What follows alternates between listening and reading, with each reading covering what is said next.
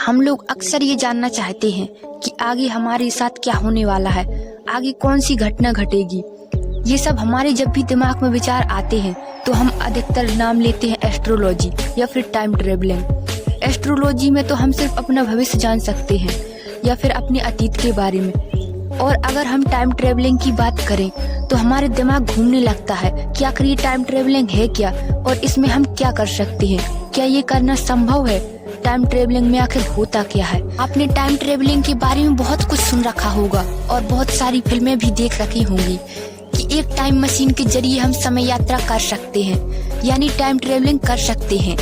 Time travelling बहुत ही ज्यादा interesting topic है, लेकिन ये एक विवादपूर्ण टॉपिक भी है। इसके बारे में कुछ ज्यादा जानकारियां नहीं मिलती हैं, और क्या जो लोग टाइम ट्रेवलिंग करके आ चुके हैं वो सब फेक है। तो आज की इसी वीडियो में हम जानेंगे इसी मिस्टीरियस टॉपिक के बारे में कि जो लोग टाइम ट्रेवलिंग करके आ चुके हैं उसके पीछे की वजह और मिस्ट्री क्या है। तो आइए सबसे पहले समझते हैं कि ये टाइम ट्रेवलिंग है क्या और क्या टाइम ट्रेवलिंग करना संभव है। टाइम ट्रेवलिंग, इसमें हम समय को स्थिर करके आगे जा सकते हैं। वैसे समय की बात करें तो हम समय को मूवमेंट के आधार पर पता लगा सकते हैं, मतलब कोई वस्तु कितना मूव करती है उस आधार पर हमें समय का पता चलता है। जब कोई वस्तु एक जगह से दूसरी जगह मूव करती है तब हमें पता चलता है कि कितना समय हुआ है। वो वस्तु पृथ्वी, सूरज या घड़ी की सुइयां हो सकती हैं, या फिर बैटरी से चलने वाली डिजिटल क्लॉक भी हो सकती है जिसमें उसकी बैटरी के इलेक्ट्रॉन मूव करते हैं। यदि आप मैथ के स्टूडेंट हैं और फिजिक्स केमिस्ट्री को भी अच्छे से पढ़ते हैं तो आप इसे भली भांति समझ पा रहे होंगे। तो इस तरह मूवमेंट के आधार पर हम समय का अनुमान लगाते हैं, और हमने अपने हिसाब से इसे एक नाम भी दे दिया कि घड़ी की सुइयां यदि इस जगह पर रुकती हैं तो 1 घंटा हो जाएगा, और यदि सूरज निकल के डूब जाएगा तो 1 दिन हो जाएगा। तो इस तरह हमने घड़ी की सुइयां से लेकर अंतरिक्ष में हो रही मूवमेंट को अपने समय का नाम दे दिया। तो इस तरह से समय यानी टाइम असल में चीजों का ही मूवमेंट है जिसे हम स्पेस टाइम कहते हैं। अगर सर आइंस्टाइन की थ्योरी की बात करें तो उनकी थ्योरी कहती है कि समय सापेक्ष है, वह स्लो या फास्ट हो सकता है। टाइम ही 4th डायमेंशन है, यानी चौथा आयाम, और हम समय यात्रा भी कर सकते हैं। सर आइंस्टाइन की थ्योरी को हम बहुत ही सरल तरीके से बताते हैं।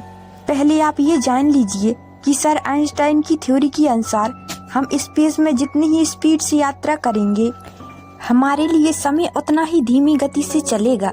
लाइट की स्पीड 99.99% चलने वाली स्पेसक्राफ्ट में मौजूद घड़ियों को आप पृथ्वी की घड़ी की सुइयों से मिलाएंगे तो आपको पता चलेगा कि फास्ट गति में मूव होने वाली स्पेसक्राफ्ट की घड़ियां बहुत ही धीमी रफ्तार से चल रही हैं। और अगर इंसान लाइट की स्पीड से चलने वाले स्पेसक्राफ्ट में करीब 3 साल तक यात्रा करता है तो वह पृथ्वी पर जब वापस आएगा तो पुराने 200 साल बीत चुके होंगे।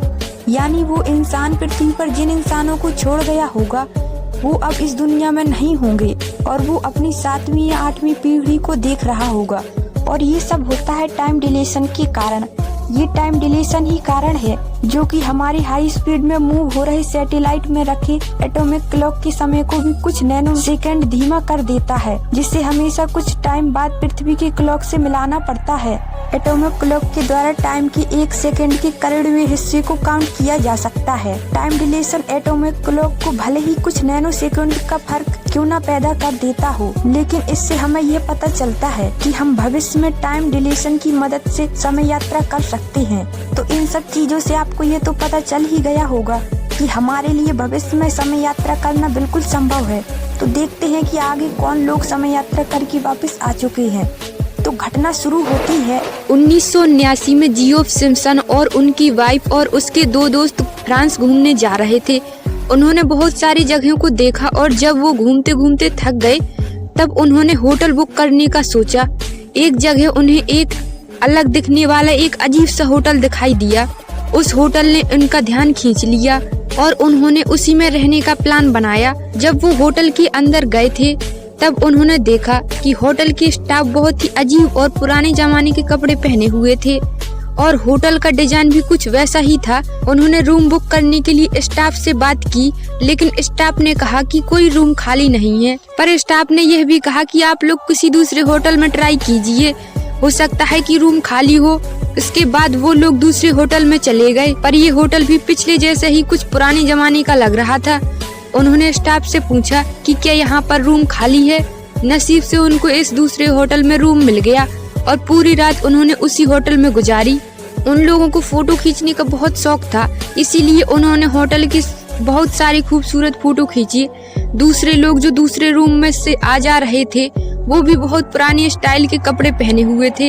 ये बात उन लोगों को अजीब लगी, परंतु उन्होंने इतना ध्यान नहीं दिया। पूरी रात वहीं बिताने के बाद वे लोग अगले दिन फिर घूमने चले गए। पहले दिन के जैसे ही उन्होंने बहुत सारी जगह घूमी और फिर वापस होटल में आने लगी।